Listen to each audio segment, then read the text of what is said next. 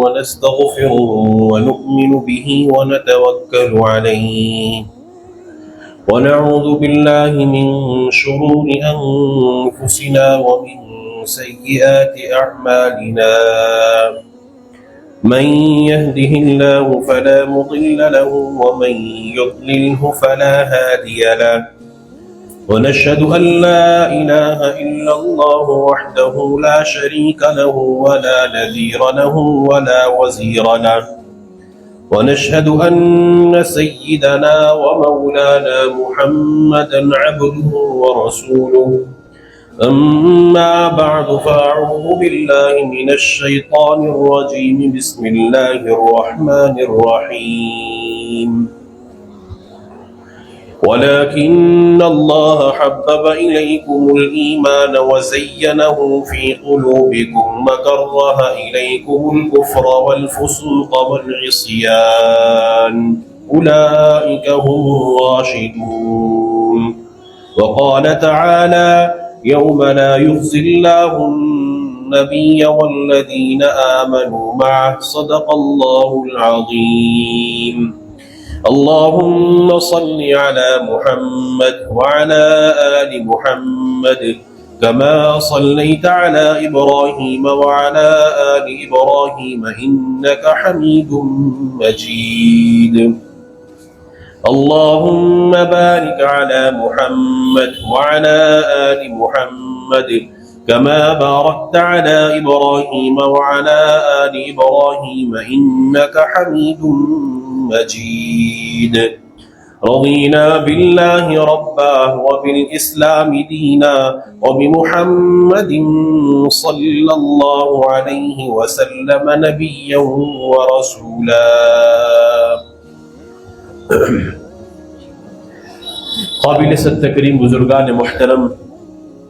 اور یہاں تشریف لائے ہوئے معزز باشعور ایمانی بھائیوں، تمام تعریف ہے اس اللہ وحدہ لا شریک لہ کے لیے خاص ہیں جس اللہ نے ہم سب کو انسانی شکل عطا کی، ایمان کی عظیم دولت سے نوازا اور امام الانبیاء جناب محمد عربی صلی اللہ علیہ وسلم کی امت میں پیدا فرمایا، اور قرآن کریم جیسی عظیم کتاب کے ذریعے سے اللہ نے ہماری رہبری اور رہنمائی فرمائی۔ تمام تعریفیں اسی اللہ کے لیے خاص ہیں۔ میرے معزز باشعور ایمانی بھائیوں،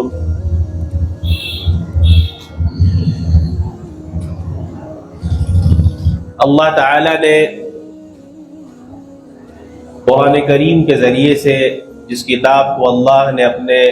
نبی برحق خاتم النبیین جناب محمد عربی صلی اللہ علیہ وسلم پر جبرائیل امین کے واسطے سے اتارا، اس قرآن کے ذریعے سے اللہ تعالی نے ہمیں جو چیزیں بتلائی ہیں،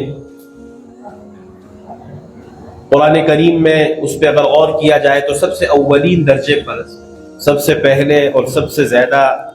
اہمیت کے ساتھ اللہ تبارک و تعالی نے اپنی وحدانیت کو بیان کیا ہے، اپنی توحید کو سمجھایا ہے کہ ایک مومن کی زندگی کا تو سب سے بڑا مقصد حیات کی توحید اللہ کی وحدانیت ہے، کہ اگر وہ نہیں ہے یا اس میں کوئی کمپرومائز ہے تو پھر باقی نیچے آنے والی تمام چیزیں لغو اور بیکار ہیں۔ اگر عقیدہ توحید میں کچھ گڑبڑی ہے تو نیچے آنے والے جتنے بھی اعمال ہیں ان کی کوئی حیثیت ہی نہیں رہتی۔ اسی لیے اللہ تبارک و تعالی نے سب سے زیادہ اہمیت کے ساتھ قرآن کریم میں اپنی توحید کو بیان کیا ہے، اور اس کے بعد پھر نبی علیہ السلام کی نبوت اور رسالت کو، اور اس کے بعد پھر جنت اور جہنم اور عقیدہ آخرت کو، دوبارہ زندہ ہونے کو۔ تو قرآن کریم کے مضامین میں ایک بہت اہم ترین مضمون، اللہ کے نبی صلی اللہ علیہ وسلم کی مقدس ساتھی جنہیں صحابہ کرام کی جماعت کہتے ہیں، قرآن کریم نے جا بجا بہت سارے مواقع پر الگ الگ انداز میں صحابہ کرام کی تعریف اور تقدیس بیان کی ہے۔ دراصل معاملہ یہ ہے چونکہ حسن اتفاق کے گزشتہ 2 جمعوں کو جامع مسجد حمیدیہ بس اڈے پر کچھ کہنے کا موقع ملا، کیونکہ محرم الحرام کا مہینہ ہے تو موقع کی مناسبت سے سیدنا حضرت حسین رضی اللہ تعالیٰ عنہ کی جو کربلا میں شہادت ہوئی اس کو سامنے رکھتے ہوئے چند باتیں 2 جمعوں کے موقع پر وہاں کی گئی ہیں، اور اتفاق سے آج یہ جمعہ یہاں پڑھنے کا موقع مل رہا ہے۔ تو چونکہ آپ حضرات میں سے شاید کوئی وہاں ہو، اگر کوئی تھا تو شاید اس کے علم میں ہوگا کہ قرآن و سنت کی روشنی میں چند بہت ہی اہم ترین باتیں وہاں پیش کی گئی تھیں، جن کا تعلق براہ راست ہمارے ایمان اور عقیدے کے ساتھ، اور اسی موضوع کو اب یہیں تھوڑا سا آگے بڑھاتے ہوئے چند باتیں جو بہت ضروری ہیں، جن کا تعلق ہمارے ایمان کے ساتھ، جن کا تعلق ہمارے عقیدے کے ساتھ، اور جن معاملات میں ہماری ذرہ سی بھی لب کشائی اور غیر ضروری گفتگو ہمارے ایمان تک کو متزلزل کر سکتی، جس کو ہماری زبان میں کہتے ہیں لینے کے دینے پڑ سکتے ہیں۔ چونکہ ہم جس معاشرے میں رہتے ہیں یہ سوشل میڈیا کا دور ہے، انٹرنیٹ کا زمانہ ہے، تو ہم وہ کہنا اور سننا زیادہ پسند کرتے ہیں جس میں چٹخارے والی باتیں ہوں، جس میں جوش اور ولولہ زیادہ ہو، جس میں باہیں پھیلا پھیلا کر کے چلا چلا کر کے بات کی جائے، اس کو کہنا سننا زیادہ پسند کرتے ہیں۔ اور پھر اس کی وجہ سے اس کی آڑ میں ہم یہ دیکھتے ہی نہیں ہیں کہ جو بات کہی جا رہی ہے کہیں وہ ایسا تو نہیں ہے کہ اس کے کہنے اور سننے کی وجہ سے ہمارے ایمان پہ زد پڑ رہی ہو، ہمیں اس کا احساس تک بھی نہ ہو، اور ہمیں پتہ تک بھی نہ ہو کہ ہم جو کچھ کہہ رہے ہیں یا جو کہہ رہا ہے اس کی باتیں سن کر کے اگر ہم وہی مزاج اپنا بنا رہے ہیں، اگر ہم بھی وہی سوچ اپنی بنا رہے ہیں کسی کے کہنے کی وجہ سے، تو کہیں ایسا تو نہیں ہے کہ وہ تو کہہ رہا ہے لیکن اللہ کا قرآن کچھ اور کہہ رہا ہے، وہ تو کہہ رہا ہے لیکن نبی علیہ السلام کا فرمان کچھ اور کہہ رہا ہے، لیکن اس کی باتوں میں جذبات میں آ کر کے سن کر کہہ کر کے اگر ہم نے کوئی اپنا نظریہ قائم کیا تو یاد رکھیں ایسی بہت ساری باتیں ہیں جن کی وجہ سے ہمارا ایمان متزلزل ہو سکتا ہے، ہمارے ایمان پہ زد پڑ سکتی ہے، اور ہو بھی سکتا ہے کہ ہم ایمان سے ہاتھ بھی دھو لیں۔ اللہ ہماری حفاظت فرمائے۔ تو جو مجھے آج آپ سے کہنا ہے بہت نازک ترین موضوع ہے، لیکن اچھی طرح سے اس بات کو ہم سب کو سمجھ لینا چاہیے کہ مذہب اسلام میں، شریعت محمدیہ میں سب سے زیادہ جس چیز کو اہمیت کے ساتھ امت کے سامنے رکھا گیا وہ اعتدال ہے۔ یہ کسی بھی چیز کو بیان کرنے میں ہمیشہ اعتدال سے کام لینا چاہیے، اور ہمیشہ قرآن و سنت سے رہبری لینی چاہیے کہ جس چیز کے تعلق سے اللہ کا قرآن ہماری رہبری کرے، جس تعلق سے نبی علیہ السلام کے فرامین ہماری رہبری کرے، بس اس کو حرف آخر سمجھنا چاہیے۔ اس کے بعد پھر چاہے وہ تاریخ کی کتابیں ہوں یا بعد کے لوگوں کی کہی گئی باتیں ہوں، ان کو کسی بھی طریقے سے ذہن و دماغ میں جگہ تک بھی نہیں دینی چاہیے۔ جہاں اللہ کا قرآن ہماری رہبری کرے تو کسی کی کیا اوقات رہ جاتی ہے اس کو تبصرہ کرنے۔ نبی علیہ السلام کا فرمان اگر کہیں ہماری رہبری کرتا ہے تو پھر اس سے متصادم ہونے والی بات پھر کہنے والا چاہے وقت کا محدث ہی کیوں نہ ہو، نہیں سنا جائے گا اس کی بات۔ بہت اہمیت کے ساتھ اس بات کو سمجھ لیجیے۔ میں نے گزشتہ جمعہ کو مرکز کے اندر جامعہ مسجد حمیدیہ میں بہت وضاحت کے ساتھ اس بات کو سمجھایا تھا کہ ہمارے لیے اعتدال سب سے بڑا راستہ ہے، اور ہمیں شریعت مطہرہ قدم قدم پر اعتدال کا راستہ سکھاتی ہے۔ اس بات کی وضاحت کر دوں کیا مراد کیا ہے میرے اس کہنے سے، چونکہ اب وقت بہت کم بچا ہے تو اصل موضوع کی طرف آتا ہوں کہ محرم الحرام کا مہینہ شروع ہوتے ہی بہت سارے لوگ اپنے آپ کو محبین، ان کے لیے یہ موضوع رہے تو ان کو مبارک، لیکن ہم اس بات کے قائل ہیں بہت وضاحت کے ساتھ اس امت کا ایک ایک فرد بھی اہل بیت اطہار کی حرمت پر قربان ہو جائے تو بھی کم ہے، ایک ایک فرد بھی اہل بیت اطہار کی حرمت پر مر جائے تو کم ہے۔ حق ادا ہو ہی نہیں سکتا، کون کر سکتا ہے اہل بیت اطہار کی محبت کا حق ادا؟ کوئی نہیں کر سکتا، لیکن ہم یہ ڈنکے کی چوٹ پہ کہہ دینا چاہتے ہیں اور یہ قرآن و سنت سے ثابت کر دیں گے کہ کوئی اہل بیت اطہار کی آڑ لے کر کے صحابہ کرام کی مقدس جماعت کو مطعون بنائے۔ صحابہ کرام کی مقدس جماعت کوئی تاریخی شخصیات نہیں،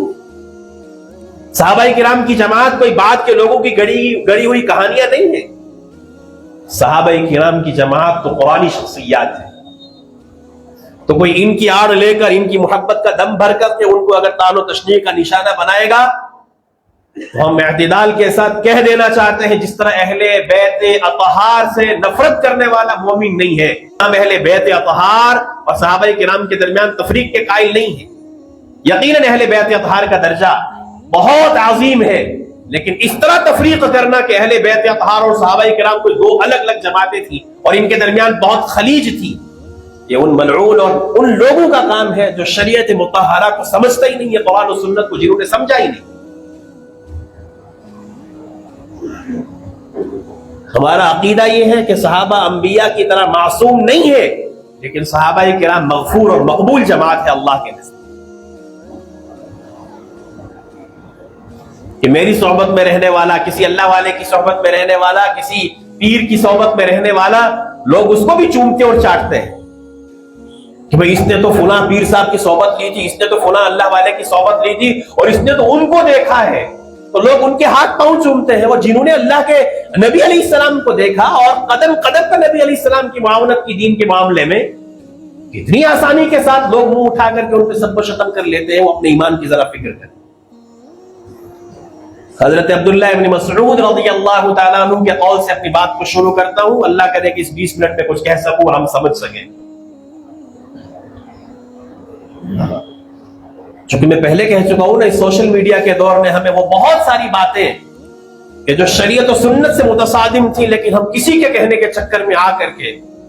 جس چیز کی رہنمائی اللہ کا قرآن کرے ہم نے اس کو سمجھا ہی نہیں، اور کسی کے کہنے کے چکر میں آ کے ہم بھی وہی بولنے لگے، وہی بولی ہماری بھی ہو گئی جو دشمنان صحابہ کی۔ عبداللہ ابن مسعود رضی اللہ تعالیٰ عنہ فرمایا کرتے تھے، یہ ان صحابہ میں سے جنہیں فقیہ ھذہ الامہ کہا گیا، اس امت کے سب سے بڑے فقیہ صحابہ کرام میں مسائل کے جانکار عبداللہ ابن مسعود تھے رضی اللہ عنہ۔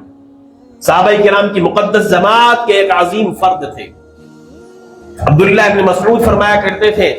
کہ اللہ تعالیٰ نے سارے عالم کے قلوب پہ نظر ڈالی تو سارے عالم کے قلوب میں نبی علیہ السلام کے قلب اطہر کو منتخب کیا اور اپنی رسالت اور نبوت کے لیے منتخب فرمایا۔ سارے عالم کے قلوب پہ نظر رحمت ڈالی تو نبی علیہ السلام کا انتخاب کیا اللہ پاک نے اپنے آخری نبی ہونے کے لیے، اور اس کے بعد پھر اللہ تعالیٰ نے سارے عالم کے قلوب پہ نظر ڈالی اور ویلیو دیتے ہیں اس کو۔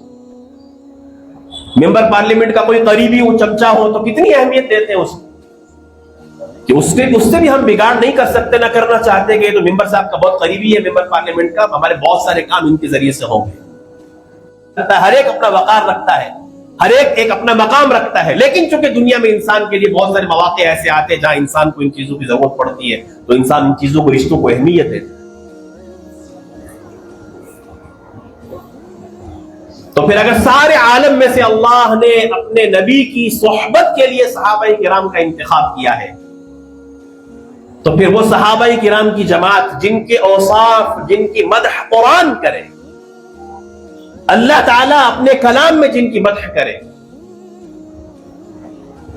تو ان کے لیے ایسے الفاظ استعمال کرنا اور ایسے الفاظ استعمال کر کے پھر امت میں انتشار پھیلانا، یہ کہاں کا عدل اور انصاف؟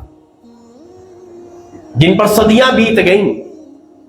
کہ جمہور اہل سنت والجماعت کا جس پر متفقہ فیصلہ تھا، جن کی عدالت پر امت کا اجماع تھا،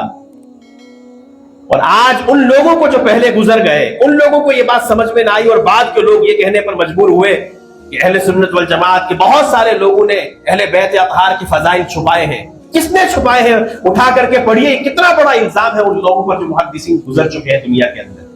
امام بخاری رحمۃ اللہ علیہ کی کتاب اٹھا کر کے دیکھیے، اہل بیت اطہار کے فضائل بیان کیے گئے۔ کس منہ سے وہ لوگ یہ بیان کرتے ہیں؟ کس منہ سے وہ لوگ یہ طعنہ دیتے ہیں اہل سنت والجماعت کو؟ اہل بیت اطہار کے فضائل کو چھپایا گیا ہے دنیا سے۔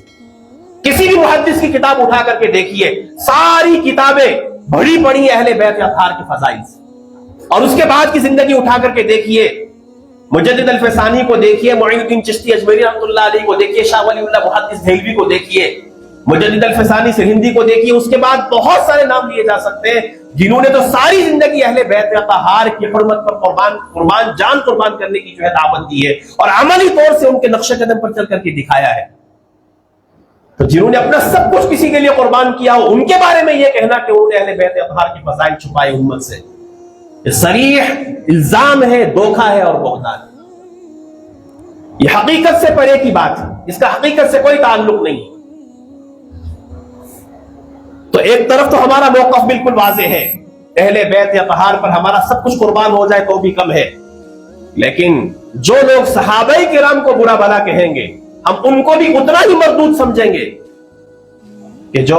اہل بیت یا طہار میں سے نعوذ باللہ کسی کی اگر تنقیص کرتا ہے تو ہم اس کے لیے بھی وہی الفاظ استعمال کریں گے جو صحابہ کرام کی شان میں گستاخی کرنے والوں کے لیے استعمال کریں گے۔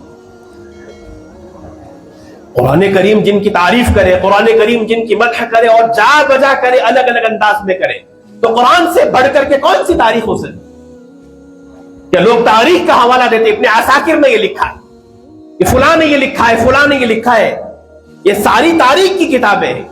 تو میں نے کہا صحابہ تاریخی شخصیات نہیں ہیں، صحابہ قرآنی شخصیات، کہ جن کے عدل پر قرآن، جن کا عدل قرآن بیان کرے، جن کی فضیلت قرآن بیان کرے، جن کے جنتی ہونے کو قرآن بیان کرے، اور جن کے اوصاف، وہ اوصاف جو ہر ایک مومن کے اندر ہونے چاہیے وہ قرآن بیان کرے۔ تو بعد کے کسی بھی آدمی کو یہ حق نہیں پہنچتا کہ وہ اس مقدس جماعت پہ جسے اللہ نے اپنے نبی کی صحبت کے لیے منتخب فرمایا لب کشائی کرے، کسی کو حق نہیں پہنچتا۔ یہاں پر ایک بات اور بہت پتے کی بات آپ کے سامنے بیان کر دینا بہت مناسب سمجھتا ہوں، کیونکہ اب بہت ساری باتیں جو ہے نا کھل کے کرنے کا وقت ہے اور کھل کر کے کرنی چاہیے۔ ہم پہلے ہی کہہ چکے اعتدال کے قائل ضرور ہیں، لیکن جب بات سر سے اوپر چلی جائے تو اس وقت پھر بہت ساری باتیں وہ کرنی پڑتی ہیں۔ یہ جو چندہ آج ہو رہا ہے، لورن میں ایک مسجد تعمیر ہو رہی ہے کھیت کے اندر، بہت ہی ضرورت کی جگہ پر اہمیت کی حامل مسجد ہے، تو آپ اس مسجد کا ضرور تعاون کریں، اللہ پاک آپ کو جزائے خیر عطا فرمائے۔ میری بات کو توجہ سے سنیے گا، اس بات کو بہت وضاحت کے ساتھ آپ کے سامنے کہہ دینا مناسب سمجھتا ہوں کہ سیدنا حضرت حسین رضی اللہ تعالیٰ عنہ کربلا میں شہید ہوئے، اس کو جو بھی محرکات تھے، جو بھی اسباب تھے، جن لوگوں نے بھی حضرت حسین کے قتل میں معاونت کی ہے، وہ جس طریقے سے بھی کی ہے، ہم تمام کو ملعون سمجھتے ہیں، بالکل ملعون سمجھتے ہیں، اور ڈنکے کی چوٹ پہ ان کا بائیکاٹ کرتے ہیں، اور نہ ہمارے دل میں ان کے لیے عزت تھی، نہ ہے، اور نہ کبھی رہے گی، کہ چاہے وہ یزید ہی کا معاملہ کیوں نہ ہو۔ ہم یزید کو کسی بھی طرح نہ دل میں جگہ دیتے نہ دماغ میں جگہ دیتے، لیکن کوئی اگر یوں کہے کہ یزید شیطان کی اولاد تھا تو وہ کہنے والا سب سے بڑا شیطان ہے۔ کہ ڈنکے کی چوٹ پہ کہہ دینا بہت سخت الفاظ لگ رہے ہوں گے، لیکن یہ حقیقت ہے، یہ بات بہت ضروری ہے۔ ہر چیز کی ایک لمٹ ہوتی ہے، اور بہت سارے لوگ اعتدال کا دامن تھامنے کو کہتے رہتے ہیں، لیکن کیا کریں جب جن مقدس جماعت جو ہمارے لیے قرآن سے جن کی عظمت ثابت ہو، کوئی ان کے ایمان پہ ڈاکہ ڈالے، کوئی ان کی عظمت پہ ڈاکہ ڈالے، اور پھر بہت سارے اپنے لوگ بھی جو اپنے آپ کو اہل سنت والجماعت کہتے ہیں، وہ بھی اسی راستے کے راہی ہونے لگے، وہ بھی یہی بولی بولنے لگے ہیں۔ تو ان کے لیے بھی پیغام ہے کہ یزید نہ کبھی ہمارے دل میں تھا، نہ ہے، اور نہ رہے گا، لیکن کوئی یہ کہے کہ یزید شیطان کی اولاد تھا، مطلب وہ حضرت معاویہ رضی اللہ تعالیٰ عنہ پر سب و شتم کرے، وہ بھی اتنا ہی ملعون ہے جتنا یہ کہنے والا۔ حضرت معاویہ رضی اللہ تعالیٰ عنہ، سمپل سی بات ہے، حضرت حسین رضی اللہ تعالیٰ عنہ نے یزید کو رد کیا، ہاتھ پہ بیعت نہیں کی، تو ہم بھی یزید کو رد کریں گے، ہم بھی یزید کو جو ہے ملعون قرار دیں گے۔ لیکن حضرت امام حسن جو حضرت حسین کے بڑے بھائی ہیں، انہوں نے اگر حضرت معاویہ کو قبول کیا ہے تو ہمیں بھی ساری امت کو قبول کرنا چاہیے۔ اور حضرت معاویہ رضی اللہ تعالیٰ عنہ کی تعلق سے آقا کریم کے جو الفاظ ہیں، جو ارشادات ہیں، اس کو بھی ذرا پڑھ کر کے دیکھیے کہ آقا کریم نے حضرت معاویہ کے لیے کیا الفاظ ارشاد فرمائے۔ تو حضرت یزید کے تعلق سے جو باتیں ہیں وہ یزید تک کہنی چاہیے، اس کا تعلق حضرت معاویہ کے ساتھ کوئی اگر ان کی زبان سے اور کوئی سب کو ختم کرے گا تو اس کا بھی شریعت اسلام میں ہمارے سے کوئی تعلق نہیں ہے، وہ اتنا ہی مردود اور ملعون ہے جتنا یزید۔ یہ بات اچھے سے سمجھ لیجئے کہ یہ صحابہ کرام کی مقدس جماعت، ان میں سے کوئی بھی، چونکہ میں بات اس لیے بھی کہہ دینا مناسب سمجھتا ہوں کہ بہت سارے لوگ اس سے بھی آگے بڑھتے ہیں، معاملہ صرف حضرت معاویہ رضی اللہ تعالیٰ عنہ کا نہیں ہے، اس سے بھی آگے بڑھتے ہیں، چونکہ ہم کہتے ہیں نا کہ یہ باؤنڈری جب کراس کرو گے، یہ لمٹ جب کراس کرو گے تو پھر اس کی کوئی حد نہیں رہے گی، تم آگے ہی بڑھتے چلے جاؤ گے۔ اور ایسا ہو رہا ہے کہ آئے دن کوئی حضرت معاویہ کی شان میں گستاخی کرتا ہے، اور پھر کوئی بدبخت اس سے آگے بڑھ کر سیدنا حضرت ابوبکر صدیق رضی اللہ تعالیٰ عنہ کی شان میں گستاخی کرتا ہے، اور یوں کہا جاتا ہے کہ حضرت ابوبکر صدیق نے خلافت پر غاصبانہ قبضہ کیا ہے، اور پھر اس سے بھی بڑھ کر کے حضرت عائشہ رضی اللہ تعالیٰ عنہ جو امت کی ماں ہے، میری زبان سے امت کی ماں نہیں ہے، قرآن نے کہا وَأَزْوَاجُهُ أُمَّهَاتُهُمْ کہ نبی کی بیویاں تمہاری مائیں ہیں، ان کے بارے میں ایسے الفاظ الامان والحفیظ،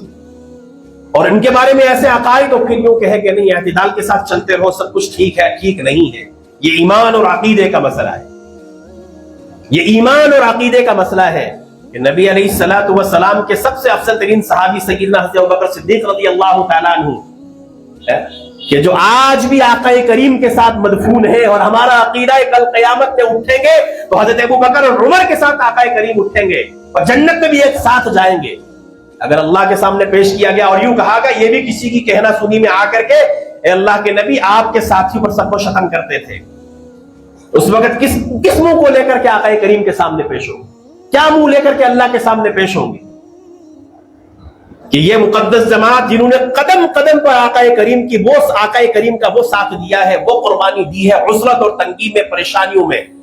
ذرا ایک لمحے کے لیے تصور تو کریں نا، مشکل حالات میں ہمارا کوئی ساتھ دے تو ہم زندگی ساری اگر ہم ضمیر والے ہوں گے تو احسان یاد رکھتے ہیں، یار فلاں نے ہمارا مشکل وقت میں ساتھ دیا تھا، میرے اپنے کام نہیں آئے تھے لیکن فلاں نے میرا ساتھ دیا تھا، زندگی ساری اس احسان کو یاد رکھتے ہیں۔ تو صحابہ کرام نے کن کن مواقع کے اوپر آقا کریم کا کیسا کیسا ساتھ دیا ہے، یہ صحابہ کرام کا احسان نہیں تھا، میں احسان نہیں جتلا رہا ہوں، لیکن چونکہ اللہ نے اس جماعت کو آقا کی صحبت کے لیے منتخب کیا تھا اس لیے کہہ رہا ہوں۔ عسرت میں، تنگی میں، خوشی میں، غمی میں، کن کن مواقع پر آقا نے کیا کچھ نہیں دیا اس امت کو، اور اس صحابہ کی جماعت نے، تصور کیجئے ہجرت کا واقعہ پڑھ کر کے دیکھیے جو ہجرت حبشہ کی ہوئی تھی، آج چند ساعات کے لیے، پچھلے دنوں میں جب بمباری ہو رہی تھی، اپنے گھروں کو 4-4 6-6 دن کے لیے چھوڑ کر کے جب گئے تھے، اس کے بعد کیا تاثرات تھے ہمارے، اپنا گھر تو اپنا ہی ہوتا ہے جی، حالانکہ سامنے کسی کے گھر جا کر کے اچھے سے 6 دن گزارے، اس نے ضیافت بھی کی، لیکن پھر بھی کہتے ہیں کہ اپنا گھر تو اپنا ہوتا ہے۔ یہ صحابہ جنہوں نے اللہ کے دین کے لیے، اعلاء کلمت اللہ کے لیے گھر بار چھوڑا، کبھی حبشہ کی ہجرت کی، کبھی مدینہ کی ہجرت کی، اور کبھی آقا کے فرمان پہ تبوک میں چلے گئے، کبھی احد میں چلے گئے، کبھی بدر میں چلے گئے، کبھی حنین میں چلے گئے، کبھی موتا میں چلے گئے، کیا کچھ نہیں کیا اس امت کے لیے صحابہ کرام نے، اور تاریخ کے حوالے دے کر کے امت کو صحابہ کرام سے متنفر کیا جاتا ہے، بدترین لوگ اس روئے زمین کے وہ لوگ کہ نبی علیہ السلام نے فرمایا تھا لا تسبوا اصحابی، میرے صحابہ کو برا بھلا مت کہنا۔ اس کا پس منظر سنیے گا، پھر ایک بات سمجھاتا ہوں، میرے صحابہ کو برا بھلا مت کہنا۔ معاملہ یہ ہوا تھا کہ حضرت خالد ابن ولید رضی اللہ تعالیٰ عنہ، جو سیف من سیوف اللہ جن کا لقب تھا، اللہ کی تلوار جن کا لقب تھا، لیکن یہ متاخرین صحابہ میں سے تھے، بعد کے صحابہ میں سے تھے، اور عبد الرحمن ابن عوف رضی اللہ تعالیٰ عنہ جو عشرہ مبشرہ میں سے ہیں، یہ متقدمین صحابہ میں سے ہیں، یعنی ان صحابہ میں سے جو اول وہلے میں ایمان لے آئے تھے، عبد الرحمن ابن عوف۔ تو کسی موقع پر حضرت عبد الرحمن ابن عوف اور خالد ابن ولید رضی اللہ عنہ ان کے درمیان کچھ کہا سنی ہو گئی، اس کہا سنی میں خالد ابن ولید نے کچھ تلخ جملے حضرت عبد الرحمن ابن عوف کو کہہ دیے، چونکہ یہ پرانے صحابہ میں سے ہیں، شروع کے صحابہ میں سے تھے، اور خالد ابن ولید بعد کے صحابہ میں سے تھے۔ تو نبی علیہ السلام نے اس موقع پر فرمایا تھا میرے صحابہ کو برا بھلا مت کہو۔ اب اندازہ لگائیے، محدثین نے جو نقطے کی بات یہاں لکھی ہے وہ سوچئے کہ خالد بن ولید صحابہ میں سے ہیں، رضی اللہ عنہ ہیں، ان کے زیر سایہ جتنی جنگی لڑی گئی، صحابہ میں مشہور تھا کہ جس جنگ میں خالد بن ولید کمانڈر ہوں گے وہ ہاری جا سکتی ہی نہیں، اور ایسا تھا بھی حقیقت میں، اسی لیے ان کا لقب سیف اللہ، اللہ کی تلوار تھا۔ لیکن اگر خالد ابن ولید صحابی ہو کر بعد کے ہو کر کے کہا سنی ہوئی اور کچھ تلخ جملے کہہ دیے عبد الرحمن ابن عوف کی شان میں، نبی علیہ السلام نے اس کو گوارا نہیں کیا۔ اگر صحابہ میں سے کوئی اپنے ساتھی کو برا بھلا کہے اور اللہ کے نبی نے اس کو برداشت نہیں کیا، تو پھر 14 صدی کے بعد آج منبر پر بیٹھ کر کے کوئی تاریخی کتابیں پڑھ کر کے صحابہ کرام کا سب و شتم کرے اور ان کے ایمان پر انگلی اٹھائے،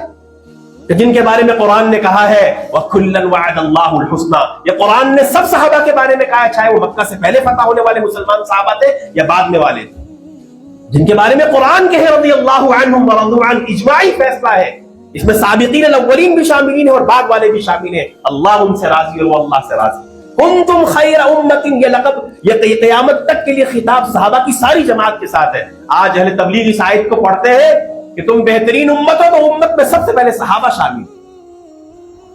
جس کے بارے میں قرآن کہتا ہے یوم لا یخزی اللہ النبی والذین آمنوا معہ، کہ جس روز اللہ نہ تو نبی کو رسوا کرے گا اور نہ ان لوگوں کو رسوا کرے گا جو نبی کے ساتھ، یعنی صحابہ کرام کی جماعت۔ قرآن کریم میں اولئک هم الراشدون، اولئک هم الفائزون، اولئک هم المفلحون، اور رحماء بینہم، اللہ اکبر۔ قرآن کی آیت اللہ اکبر، ذرا اس کو ذرا مزے لے کر کے پڑھا کیجئے، تفسیر کے ساتھ پڑھا کیجئے اس مقدس جماعت کے بارے میں قرآن نے کیسے کیسے الفاظ استعمال کیے ہیں۔ والذین معہ، وہ صحابہ کی جماعت، اشداء علی الکفار، کافروں کے معاملے میں تو بڑے سخت ہیں، رحماء بینہم، آپس میں ایک دوسرے کے لیے بہت رحم دل ہے۔ تراہم رکعا سجدا، اے مخاطب تو ان کو دیکھے گا کبھی رکوع کر رہے ہیں، کبھی سجدہ کر رہے ہیں۔ یبتغون فضلا من اللہ ورضوانا، یہ مقدس جماعت جو اللہ کے فضل کو تلاش کرتی ہے، اللہ کی رضامندی کو تلاش کرتی ہے۔ سیماہم فی وجوہہم من اثر السجود، کہ ان کے چہروں پر، ان کے ماتھوں پر جو ہے سجدوں کے نشانات ہیں۔ اور مثلہم فی الانجیل، اللہ اکبر، کہ ان کی مثالیں، ان کی تمثیل تو پہلی کتابوں کے اندر بھی درج ہے۔ اولئک کتب فی قلوبہم الایمان، قرآن کہتا ہے کتب ثبت کے معنی میں ہے، یہ جماعت وہ جماعت ہے کہ جن کے دلوں پر اللہ نے ایمان کو ثابت کر دیا ہے۔ پھر قرآن نے کہا رضی اللہ عنہم ورضوا، اللہ ان سے راضی اور وہ اللہ سے راضی، کہ صحابہ کرام نے اعلاء کلمت اللہ کے لیے قدم قدم پر نبی علیہ السلام کی صحبت کا وہ حق ادا کیا ہے۔ ایک صحابی نے وہ حق ادا کیا ہے نبی علیہ السلام کی رفاقت کا، نبی علیہ السلام کی صحبت کا، اس کلمے کے پھیلانے میں ساری دنیا مل کر کے وہ کر ہی نہیں سکتی۔